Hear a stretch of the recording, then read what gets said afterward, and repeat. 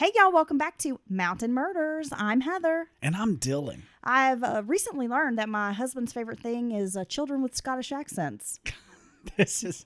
You were like, don't say this. You Well, were no. afraid that people would think you were a weirdo. Well, yeah, I think you need to add some context. Should I? Dylan loves Scottish children. Well, no. Well, nothing against Scottish children. I'm sure they're just as Just good say as you any lo- other you children. love their accents. No, I love the accent. And there's this little girl on TikTok with her and her dad, Jimmy Boy. And she's just so funny to listen to. Yeah, you were like, Yeah. you came home, you were showing me these videos. Yeah, no, and you were just so tickled listening to this child's accent, the way she speaks. And it is really fucking cute, I have to say. It's not, and we'll watch some more videos later, and you'll see it's not just her accent. It's like she seems like a grown woman. Yeah. Not in a weird way. You know what I'm saying? Well, no, she's very like mature, very for a matter of little fact, girl, yeah. and it's so funny the way she calls her dad Jimmy Boy. Yes, it's hilarious. But yeah, nothing. Yeah, it's not weird. It's not. No. You were like, please don't tell people. Yeah, I can follow this young lady, right? So, are you saying that like the Scottish accent is one of your favorites? Yeah. No, it's hard for my American ears to digest, like a thick Cockney accent or something like that. But I enjoy, straining to understand. I love to get it.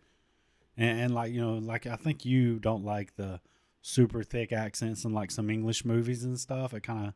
Well, no, it's not that I don't like them You because just don't... I love period pieces, Right? And but sometimes I'm like, wow, I can't. You don't know it's what they're... hard to understand. Right. Yeah, Yeah, but I love it.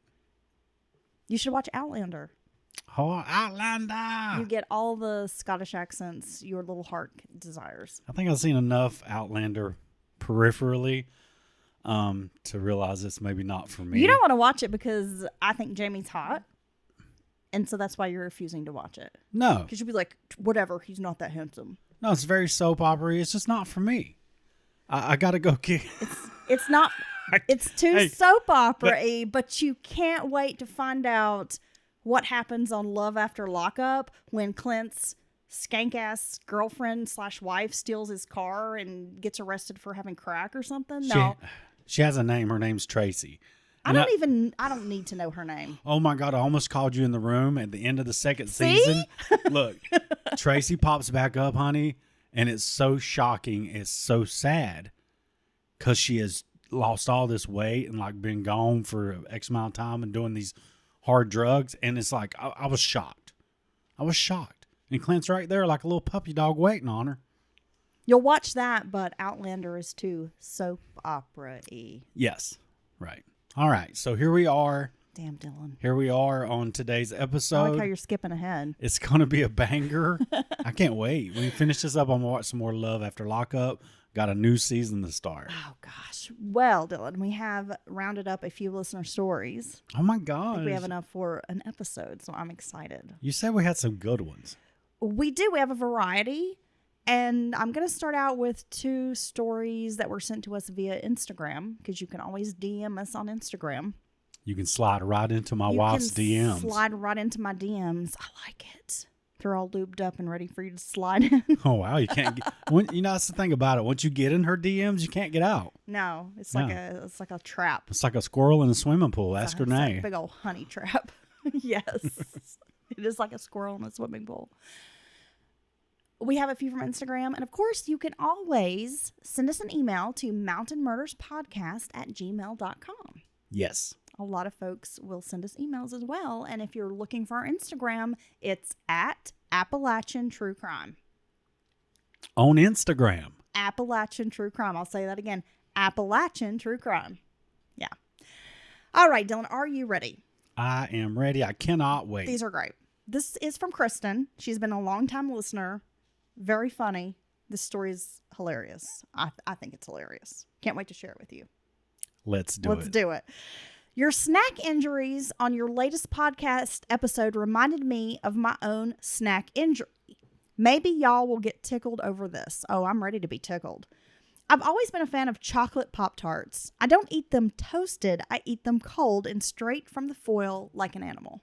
Oh, so, okay. See, now look, when you said it was a Pop-Tart food injury, I imagined it was hot, molten lava, microwave, something like that. So, okay, what's going to happen? Living with my parents at the time, I sat down in my dad's recliner to enjoy my aforementioned snack. Unfortunately, a few bites in, I dropped a bit on the floor. Being a feral and approximately between the ages of 14 and 16, I reached down to get that Pop-Tart crumb. This was a delicacy I could not afford to let go. Ate that crumb and instantly all of the water vanished from my mouth. I had eaten dirt, presumably from my father's work boots. Oh, my God. Dignity wounded, I can never look at a Pop-Tart the same. Kristen. Damn. Say, look, for one, Kristen, thank you for sharing. And I'm going to give you an A for effort. The fact that no one was around, you're going to go straight to the floor, eat this tasty morsel off the floor. Look, we've all done this type of thing. Why not? People don't want to admit it, but we've all been there. Okay, Yeah. We're all just fucking pigs. It's the 5-second rule. You drop something in the trash can, Oh, you're like, okay, well, maybe there's just some paper in there. I'm going to dig it out. You drop it on the floor. It happens, Dylan. honey, you're not eating out of the trash can, sure. Well, I'm not, but I've seen people do it. Well, if it's a fresh bag, I got to say, and See? I've recently cleaned it. You know, if I know that trash intimately, Look, I've seen a coworker go into the office trash can, like by her desk, which just had paper in it, and dig something out that she had dropped. oh, well, So I'm just saying it happens. You're acting like I go eat out of the garbage dumpster. No, Well, Dylan, I'm not let's- doing that. let's agree office trash cans completely separate. I'm not eating out of our gross trash can outside, which, by the way, is so gross. And in this heat is absolutely disgusting. The other day I lifted the lid to like throw in like a Starbucks cup or something. And the scent of this rotten hot garbage juice trash can in the summer heat Yeah. like followed me down the driveway. I could not escape it. Oh, my God. I was like, ugh. It was disgusting. Take my breath away. Gotta clean those trash cans. And by say we gotta clean them, I mean like you've got to clean those trash cans because I'm not doing it. Yes, this is certainly a job for Dylan. And yeah, this is what happens when you get rid of old shrimp and food scraps. And I tell you, the whole problem is I don't have a muck hole to throw my food scraps in. You want a muck hole? Yeah. Like we're out in the country, you know, over by the ditch or out by the bank. Something like that. Back behind that big tree out back behind the deck. Maybe you need to find yourself a muck hole. Nah, you know, I was muck holing in town and I started drawing all the creatures of the night in. You did. Yeah, we had possums, raccoons, skunks. And people's like, where are all these animals coming from? Some methods. They're eating my beans from yesterday. That Yes. woman looks high down there eating that watermelon rind. Now, could you see her face once? It probably took a second for her, Kristen to realize that this was not This her is favorite A morsel. dirt morsel. This was a mud bullet Ew, and from her daddy's work from her boots. dad. God knows where them boots has been at. Them boots was made for something. Was not eaten from. All right, Dylan. Our next email was entitled "Food Injury." Are you ready? Nice, straight Okay. and to the point.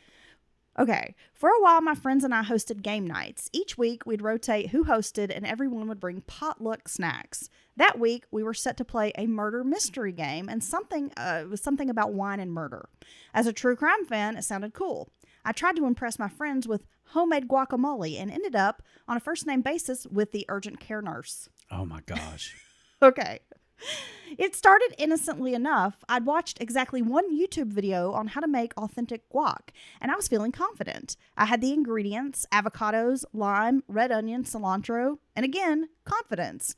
The big mistake? I decided to pit the avocado like they do on TV by dramatically slamming the knife into the seed and twisting. You know how TV chefs make it look so easy? Oh my gosh. Well, I missed the pit entirely and stabbed myself in the palm. It was like a crime scene in my kitchen. Blood and green gunk everywhere, including on the cutting board. Panicked, I wrapped my hand in a paper towel, which immediately turned bright red, grabbed my phone with my good hand and texted my friends, running a little late, minor injury, no big deal. Then I passed out for a second because I'm dramatic and a little bit squeamish. I like how she sent the "I might be a little late" text right before she passed out. I eventually made it to the urgent care where the doctor said, and I quote, a millennial classic. We call this avocado hand. This is a thing. Avocado hand injuries, like common enough to have a nickname. When I did a search later, I saw that one guy even lost a whole finger. Suddenly, my 3 stitches felt amateurish. I showed up to the game night an hour late with a gauze-wrapped hand and a store-bought tub of guacamole. This prompted me to order an avocado slicer. Oh my And it is gosh. signed Selena.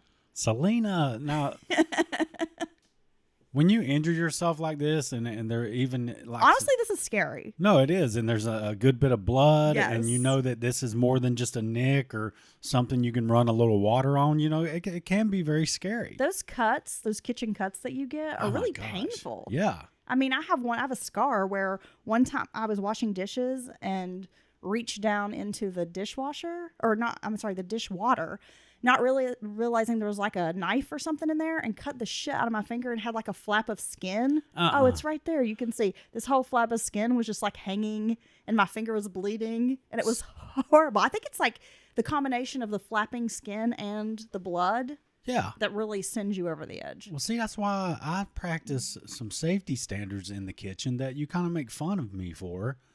And these are reasons why, babe. I never make fun of you. I would never throw, let alone sharp, I didn't say chef it was. quality I didn't knives say it was my knife. in Did the- I offer? Did I say this was my knife? I haven't named names. I was just doing the dishes. I Okay. didn't even say it was at my house. Okay. Well, good, because you need to keep yourself out of the line of fire, because safety first. Gosh, avocado hands. I feel like I need to look up some of these injuries. Oh my gosh. I guess it's fairly common, right? Yes. Okay, moving along. Are you ready for our next story? I remember one moment there for a while you could not stop burning yourself on the oven. Remember that? You got like 3 or 4 burns and Remember that? Honey, that's like every time I bake. Are you kidding? I have so many scars on my hands and arms from burning. Yeah. you can't win with the oven. I can't. And you know what my dream is? Now, this is sad. This is a poor person's dream. A chef? No, is that one day, no, this is even sadder, Dylan. One day I'm going to live in a home that has an oven that's from this decade. That's Oh. from the decade.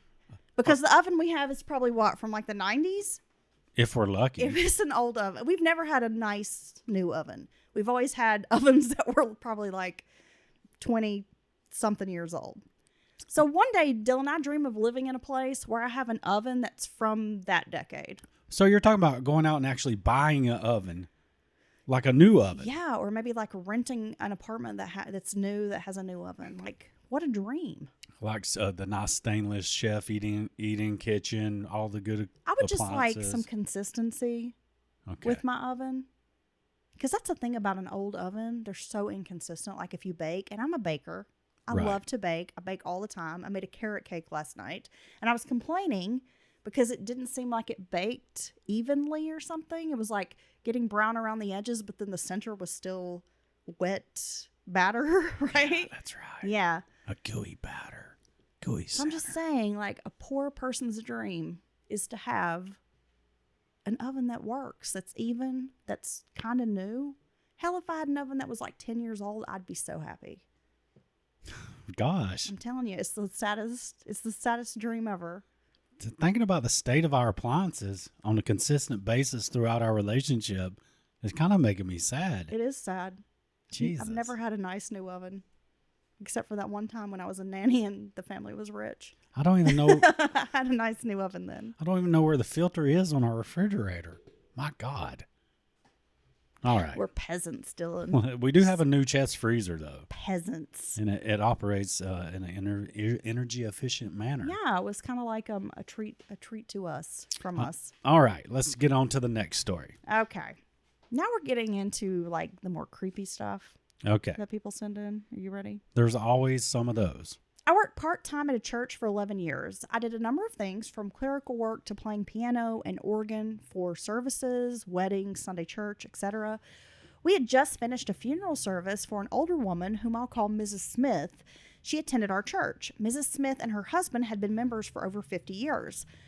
She was planning to be cremated, but they brought her body in for a funeral/viewing. I've been to those, where it's more like a celebration of life. So and you're you going to kinda- have like a viewing and then cremate her later. Yeah. There's no going to the cemetery and all Yeah. that. Which I honestly, that seems really, and I know everybody has their preference, but that seems extra sad to go watch someone be lowered into the ground. Yeah, but some people they want that. They need that closure, or they feel like they're honoring. I mean, I get it. Well, no, and then that person's remains are always there. You know where they are, and you can go spend time with them. So I guess I could see the value in that. Yeah. I was vacuuming and straightening up the chapel, waiting on the funeral folks to retrieve the body. I'm focusing on cleaning, and out of the corner of my eye, I see a little boy in a suit looking into the casket. I said, "Sweetie, where are your parents?" The little boy was about 4 years old. He pointed to the woman, then ran off, disappearing down the aisle between the pews. Okay. I was shaken. Later, I had a conversation with our minister about Mrs. Smith. She was a widow and only had a sister and nephew living. The minister told me that Mrs. Smith and her husband had lost a child, a little boy, to measles or some kind of illness like that years earlier. Oh, my gosh. I believe her child returned to take her, quote, home. It gives me chills when I think about it, but I also find comfort. In our world today, it is so rare to experience something so spiritually profound. I want to think we all have a loved one waiting for us on the other side. And this is signed Lee. Damn, Lee. What an experience. Right? I know. I mean, that gives me chills. Like, I just got some chills on my legs. Yeah, no. I mean, it is kind of creepy, but heartwarming at the same time. Just the thought, right? Yeah. If that's what it was and what it could have been. A lot of people claim that that's what happens. I mean, there have been hospice nurses and a lot of people. I mean, even when my grandmother passed a couple years ago, relatives were saying that she, at the very end, when they knew basically like it's the end, that she started like talking about people in the room, like her family, her relatives. And, a lot of times I guess people who are there witnessing it think that like, okay, well, they're just sort of out of their mind, out of it or whatever. But so there have been so many reports of this type of thing where people witness their loved one talking about someone in the room waiting. Like, I see so-and-so, and they're like having a conversation with them. Their long dead brother or sister or something like that. Yeah. Wow. Well, I mean, hey. So who knows? Maybe you're just maybe we really do have someone taking us home. Entering another plane of existence. I think it's a lovely thought. Yeah. And it makes me wonder who's waiting on me. Because I don't have any, like... Tupac. Yeah. I don't have any, like, people I want to see again. Tupac's waiting for you. Oh, my gosh. Shit. This son of a bitch. Your daddy's there? Nah. Your daddy's there eating some KFC in front of you? I don't want to see him. I'm like, man, get out of here, dude. You got my money, got my child support, bro. Maybe I'll pass before you, and then I'll be the one to, like, take you home. You're in arrears. Yeah. Dude, that guy owes you, like, 18 years. Yeah, I don't. Yeah. And with interest now, it's probably like he owes you $1 million or something. Maybe he'll pay me off in crypto one day. Okay. His spirit. Let's move along here. Dear Heather and Dylan, okay, so I swear this really happened. Nobody believes me, not my mom, my sister, and definitely not my cousin Zach, who laughed so hard at me, a Capri Sun came out of his nose. Well, you have come to the right place here in the Mountain Murder Studio. We want to believe. We like Capri Suns. Journey wrote that song about us. When I was a kid, the thing was to like squeeze the Capri Sun and squirt people with it. Oh, yeah. Like you got into like a little fight, and then your parents got mad at you because you ended up with like a red stain on your shirts. Well, yeah, and you wasted a perfectly good Capri Sun. Yeah. When I grew up in the 90s, we went to the public swimming pool a lot. It was the best days ever. Sunshine, cannonballs, and I was crushing it at underwater handstands. A shaved ice truck would come by every afternoon. On this day, we were babysitting my cousin Zach, and we were always close. He was much more fun than my sister. We would play diving games and jump off the diving board. But then I had to pee. And you know when you wait too long and suddenly it's an emergency? Yeah, that kind. I don't know why kids do this. My kids do this too. They hold their pee until they absolutely can't anymore in order to keep playing. Yeah. Yes. And then you're literally about to piss yourself. Yes. And sometimes they do. Yeah. So I ran to the bathroom, which was near the snack stand, and I remember it always smelled like wet socks and nacho cheese. I didn't even care. I just pushed open the door and slid across the slimy tile like a baseball player stealing home. Only one stall was closed, so I picked the one next to it. I was mid-pee when I looked down and saw the feet. What? She's sitting on somebody's lap. No, Dylan. Yeah. Are you stupid? What? Why does your brain immediately go to this? Yes, Dylan, she's sitting on someone's lap peeing. Well, no, look, you painted the story as an emergency. She's a kid, a distracted kid. Maybe she's running there and like it's like, wow, this seat's kind of Do soft y'all and see warm. what I deal with like all the time? And she's pissing through a stranger's legs. No, Dylan, I think she was in a stall by herself. She looks down. Okay. Next, remember, there's only the one stall being used. Yeah. So she looks down and she sees the feet, Ah. which is written in all caps. Okay. Now, are you ready for this part? Without drawing some asinine conclusion about she's peeing through someone's legs. Not regular feet, not flip-flop feet. There were long and green feet with shiny black claws. Claws and webbed toes. I'm not even making this up. The skin looked like a frog, but shinier. They twitched, and I swear one of them tapped. What? I froze. My pee stopped midstream like my bladder knew something was wrong. I leaned down slowly, peeking under the stall like a spy. That's when I saw a weird tail, like a lizard tail. It moved like it had a mind of its own, twitching and curling. Okay, Oh my God. this is like something out of a movie, and I don't like it. This Okay. is scary. Yeah, well, again, Dylan, she's not peeing through this lizard person's feet. Scarier She's peeing on their feet. than sitting in somebody's lap and peeing, not realizing it till later. I panicked. I flushed because I'm not a monster, then sprinted out of that bathroom like it was on fire. I didn't even wash my hands. I ran straight to my mom, dripping water in panic. There's a monster in the bathroom, I shouted, loud, like lifeguards looking over loud. Mom said, what? Let me get to my page. In the stall, it has a monster feet and tail. Of course, she did not believe me. No one did. She made me show her the bathroom, but when we went back in, the stall was empty. There was nothing but the soggy bathroom floor and a mop bucket situated in the middle of the floor. She gave me a look that any annoyed mother would give her kid who just made a scene for no reason. By the time we got back, my cousin and sister were laughing at me so hard, I was scolded, and my mom made me take a time out, which meant sitting out of the pool for like 15 minutes, which felt like forever. I'll never forget those feet or the tail. It was real, and I never used that bathroom again. I held it every time, even if I felt like my bladder would explode. It's given me a hang-up about using public bathrooms ever since. Oh my gosh. This is signed Carissa. Carissa has brought to our attention an unidentified cryptid. Frogman. This makes me not want to use a public bathroom. Reptile. Can you imagine No. seeing something like, and you're a kid and then nobody believes you? No. This is wicked scary, bud. Dude, this was one of those reptilians doing some kind of skin change. Oh my God, Hillary Clinton was in this public swimming pool bathroom. Eating babies. Eating babies, yes. No, I mean, Stay look- away, Mark Zuckerberg. God, he's definitely human. Reptile man. I'm definitely here just being human. I always surf with this weird white thick layer of weird shit on my face. Yeah, don't you guys use sunscreen? I mean, come on. This is normal. I always drink water like that with my weird lizard tongue. Poor Carissa. Gosh, well, look, it's easy to be like dismissive and say, well, as a kid, who knows? She may thought she saw something or blah, but this has hung with her all her life. Well, they, whoever they are, say that kids are much more open to seeing and having like experiences than adults.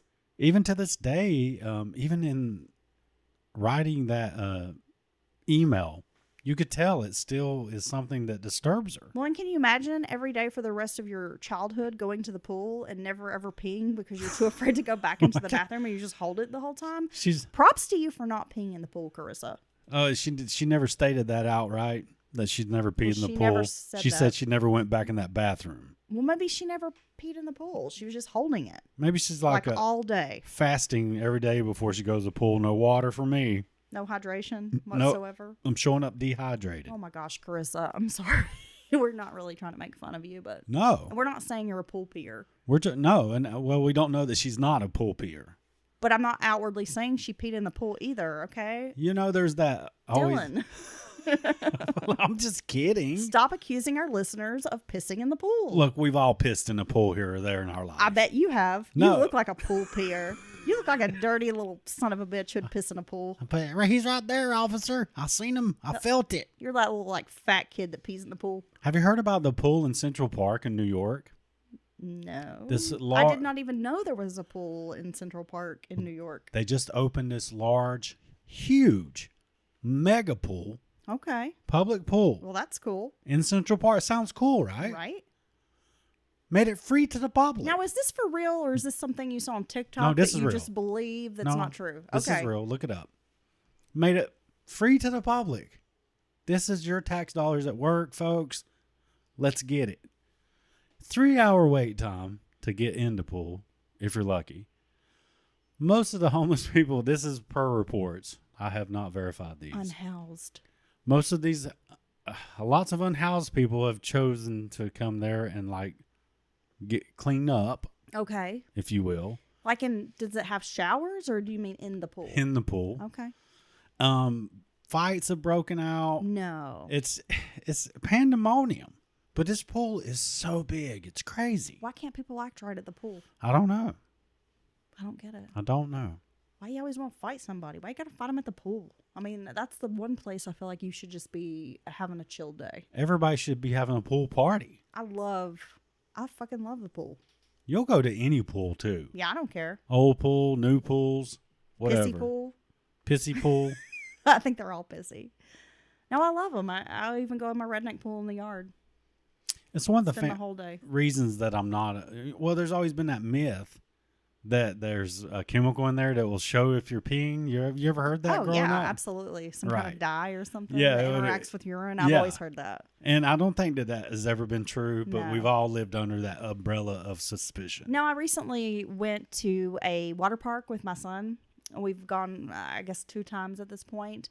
And it's not like a massive water park. It's pretty small. It has a couple of slides, like a little pool. It has a kind of a kids area, and then this really small lazy river. And it's owned by a town, so it's kind of like a public water park. Oh, okay. And they do charge a little bit to get in, you know. I mean, it's not like $80, like if you're trying to go to Splash Country or something. It probably like just that. keeps it operating. Right. You know, so it's affordable. I mean, you can afford to go a couple of times during the summer. You know, it's not outrageous.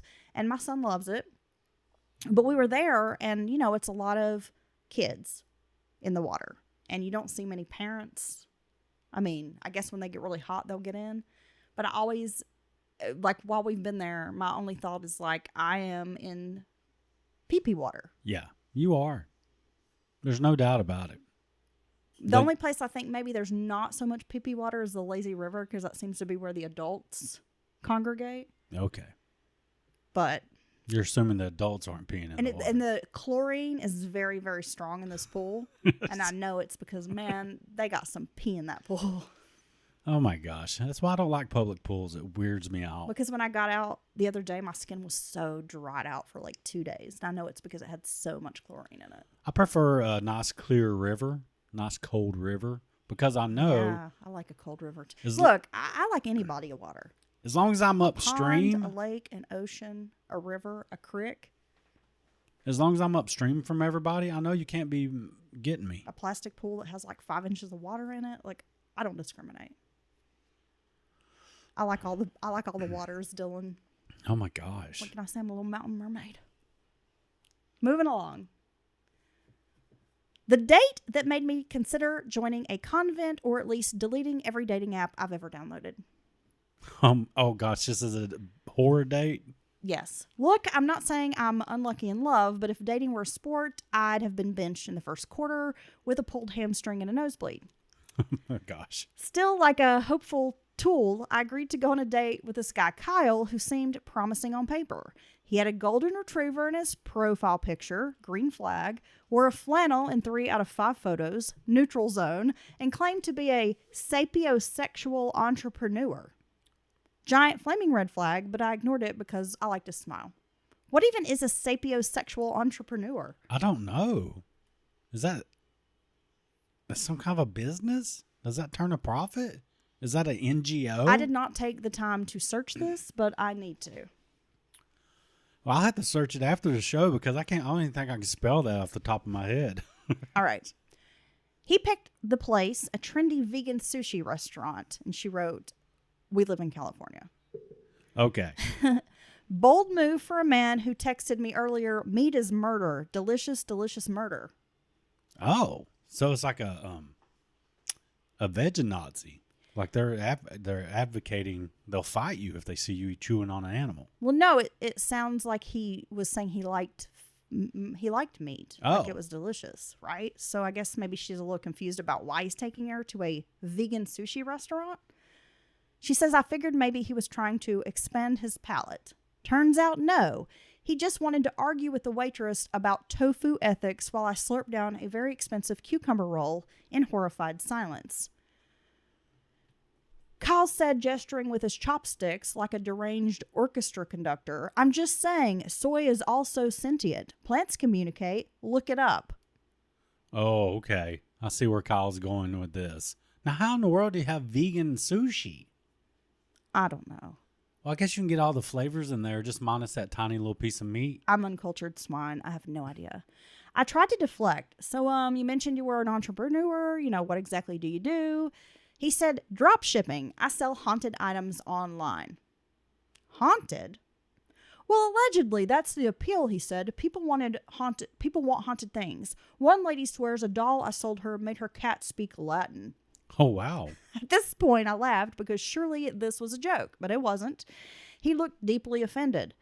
He was like, "Oh, so you don't believe in haunted things, dolls, clothing, furniture, art?" And I was like, "I don't even believe in ironing." That's his whole business model. I like that her response was, "I don't even believe in iron." Neither does Dylan. He just throws it in the dryer. Well, yeah.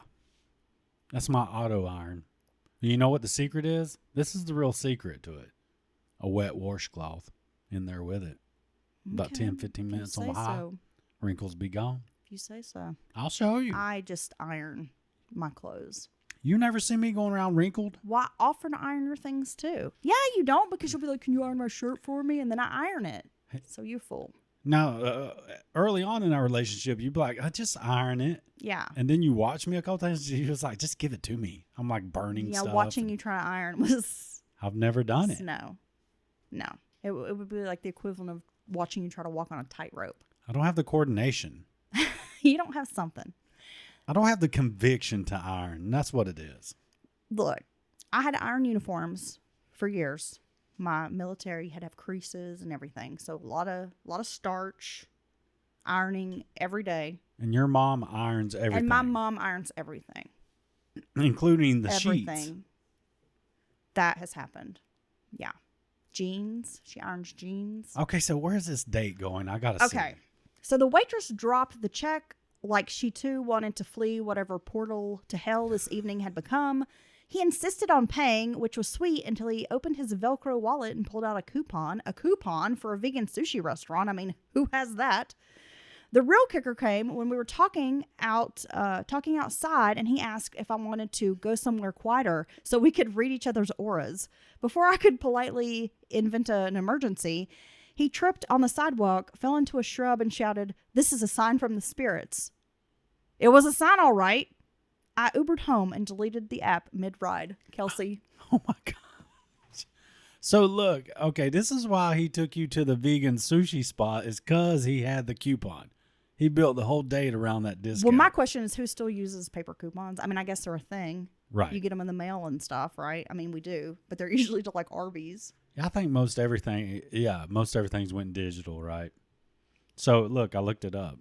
You looked up sapiosexual? Sapiosexuality. Okay, what is that? What do you imagine it means? You'll have sex with mammals? I don't know.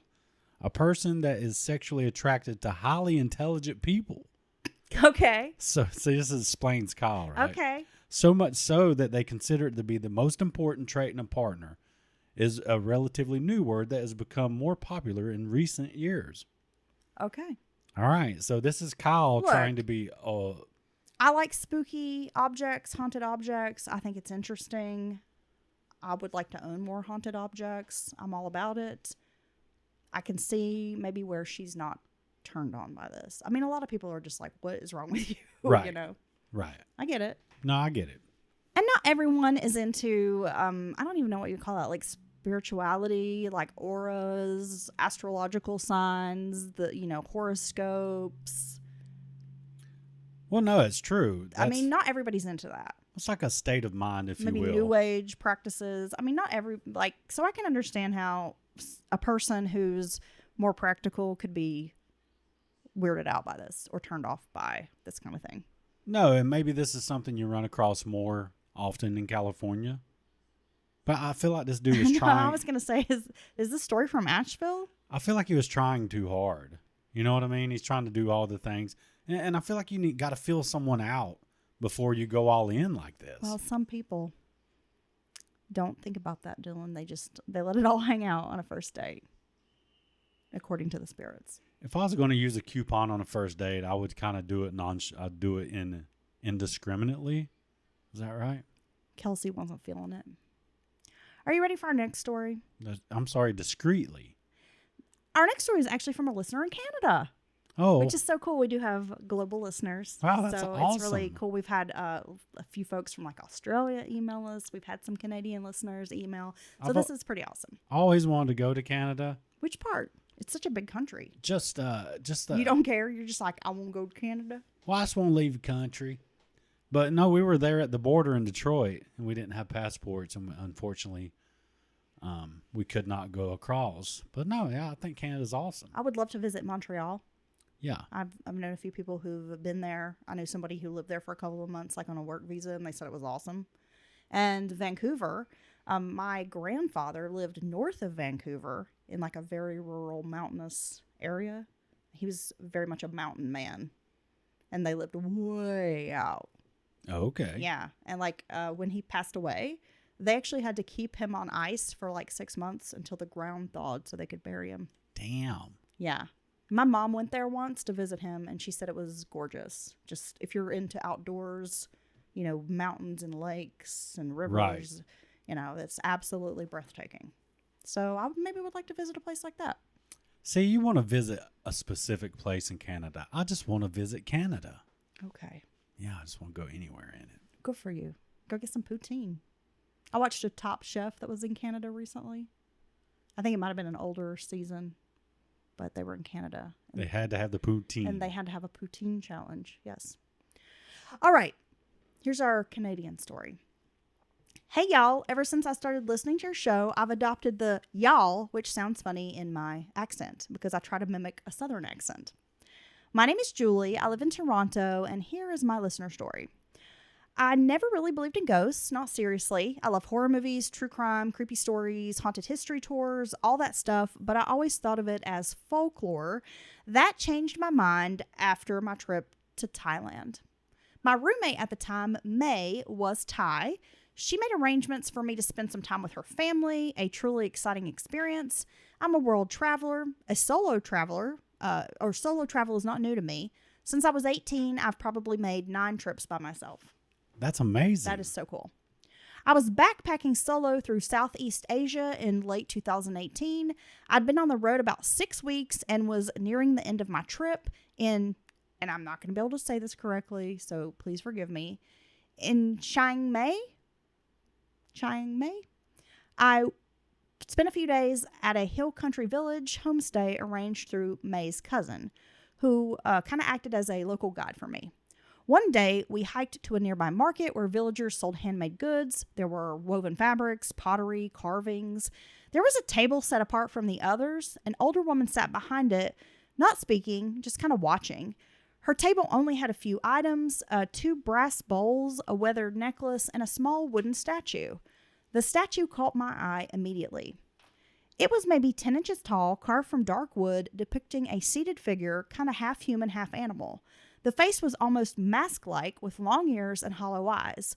Something about it felt ancient. I can't explain it. And immediately I was drawn to it. I asked Arun, I hope I'm saying that correctly.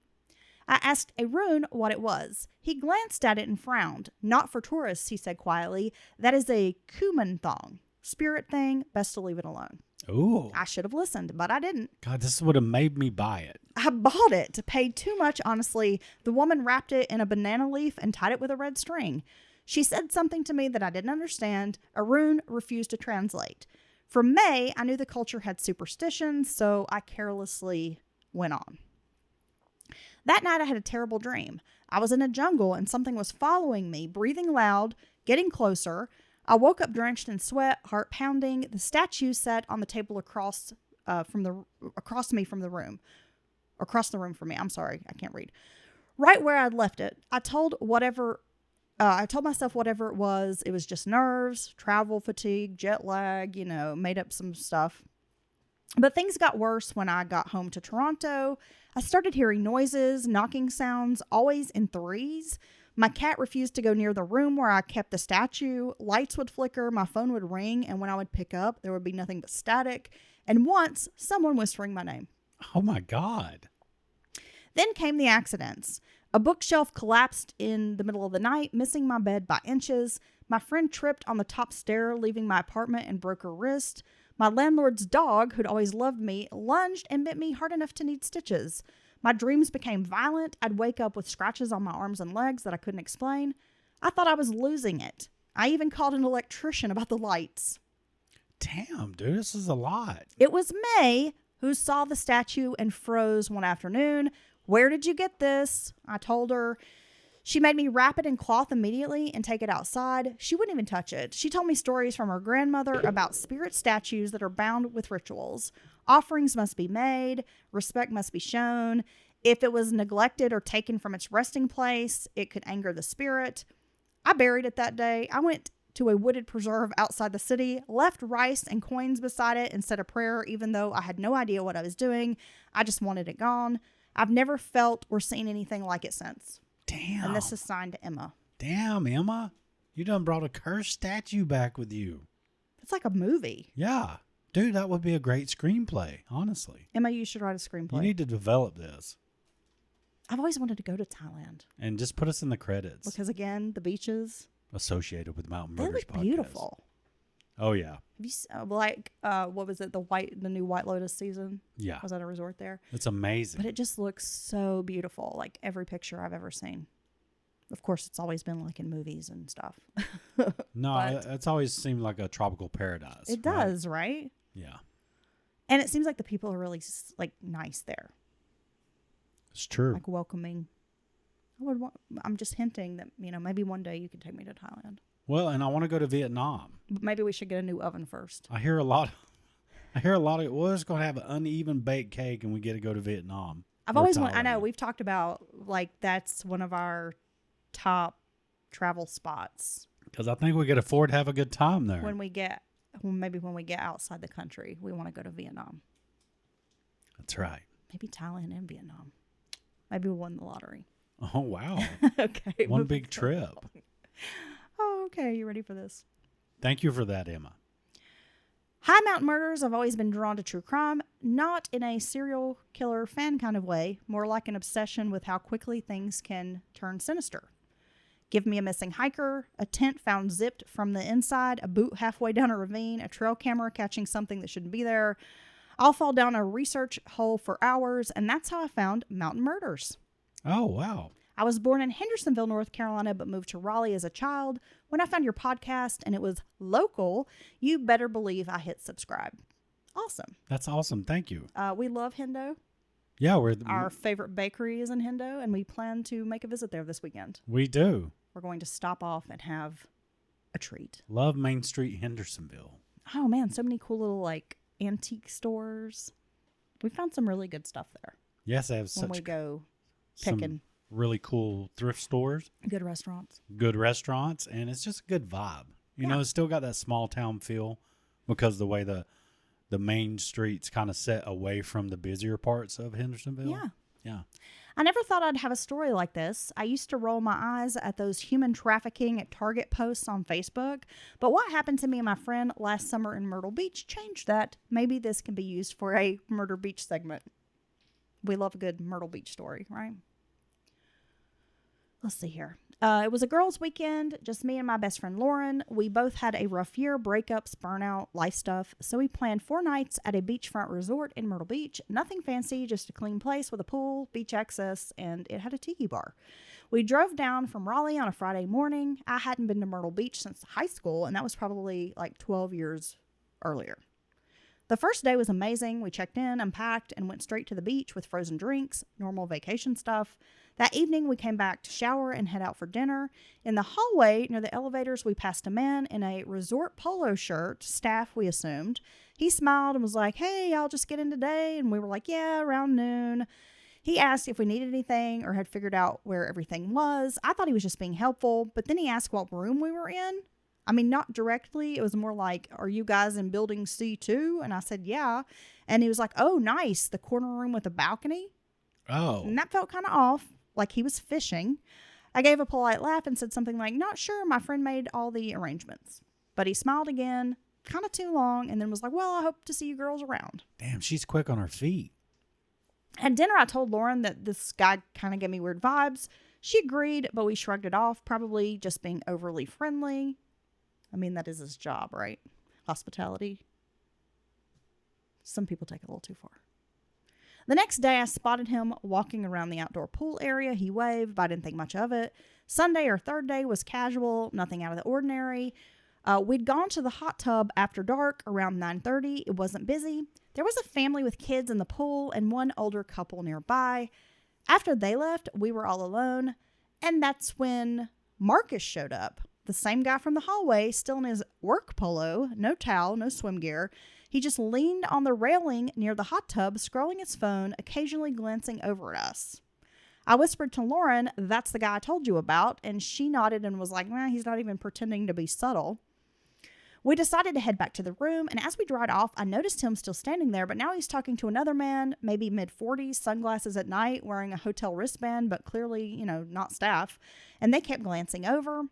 We made it back to our room, double-locked the door, and pulled the curtains. About 15 minutes later, we got a call on the hotel phone. I answered, silence, then a hang-up. Oh, my God. Oh, hold up now. I would be totally freaked at this point. Then my cell buzzed with a text from a random number. It said, "You girls still in the hot tub."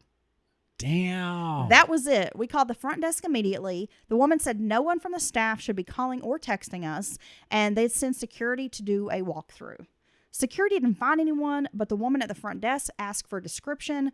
When I said Marcus, there was a pause, and she said, "Well, we don't have anyone by that name on staff." Oh, my gosh. Lauren and I barely slept that night. The next morning, we packed early and checked out. We reported everything, but never really heard back. I filed a report with the police when we got home, but they said unless there was a threat or crime, they couldn't really do much. I don't know what would have happened if we stayed in the hot tub longer, if we'd had one more drink, if we'd let our guard down. But I know this. Trust your instincts, even if you're not alone, even if it seems silly, because, we weren't being paranoid. No. This is signed Ashley. No, Ashley, I think you did everything right.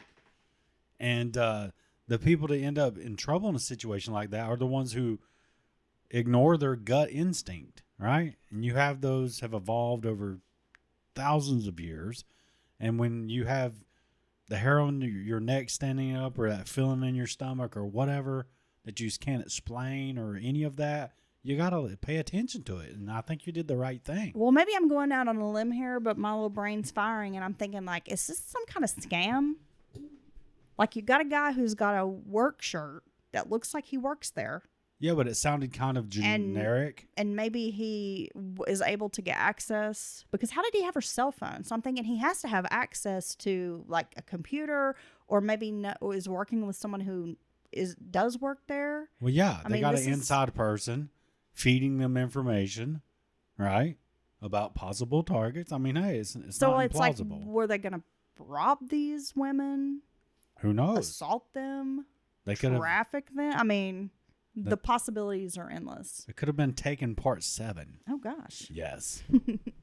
Taken, Myrtle Beach edition. Ashley and her friend could have been taken. Well, no, there could be anything. Like, get into their room, rob them. That's so scary. Get them off somewhere, do who knows what to them. I don't know. I would be terrified. No, well, look. At first, it you're doesn't like, seem normal. At first, you're like, hey, it's just this weird guy, being creep or whatever. But then the hang-up call back in the room, that right there is going to take it up another notch. But then the text to my cell, that I never gave anybody, no. I would be totally freaked out at that point. Yeah. Which they were, understandably. Damn. Okay, Is so that our first possible attempted kidnapping on listener stories? no, I think we've had another one. Damn. Because I remember it was a while, maybe a couple years ago, where I feel like someone told us they were a kid and a van pulled up. They were in the woods. Or something. It was a guy with his friend in the wood, or it was two young people in the woods, and the like weird person come up in like the SUV and kept like going back and forth until they, Okay. I think we've had a couple. Okay. Yeah. We've had so many. I love that our listeners are so good about sending us stuff. It's awesome. Okay, we got this one. Are you ready? Yes. Next one. This happened 3 summers ago, but it still pops into my head from time to time, especially when someone invites me to a backyard kind of cookout thing. With the 4th of July coming up, the time is right for a listener story. It was just a normal summer day. My friend Caleb was hosting his annual 4th of July party. Burgers, hot dogs, cornhole, cheap beer, Bluetooth speakers blasting our favorite 90s playlists. Everyone brought something. I didn't know everyone there, but that was typical because Caleb's the kind of guy who invites coworkers, neighbors, old college friends, and people you vaguely remember from high school. And that could be a fun party because you meet get to different mingle, people yeah. and you hear interesting stories, or the one goofy guy who already showed up drunk. It's anything can happen at a party like that. These kind of parties. Yeah. When you have like kind of unexpected people and new people, right? Right. So when a man showed up around 6 p.m. that no one seemed to recognize, we all just assumed that he was with someone else. He was older than us. I mean, we were all in our mid to late 30s. He might have been mid-50s, tall, lean. He had leathery skin and stringy gray hair. He wore jeans despite the heat and a faded polo, which already kind of just felt off. Everyone else was in shorts and T-shirts. He didn't smile or grab a plate. He just stood near the edge of the yard with his hands in his pockets, scanning the party like maybe he was waiting for someone. After a while, Caleb kind of came over to me and was like, "Do you know that guy?" And I told him no, and he said he didn't know him either. Caleb approached him, trying to, be friendly, keep it casual. I watched him from the porch, pretending not to, but I could tell something just wasn't right about this man. Caleb said something to the guy like, "Hey man, you here with somebody?" And the guy said, "It's a free country, isn't it?" Oh. Caleb gave a polite smile and was like, "Sure, just wanted to make sure you were good, had everything you needed." The guy didn't move. He just smiled, this unsettling little smile, and said, "You ever think about how easy it'd be to disappear at a place like this?"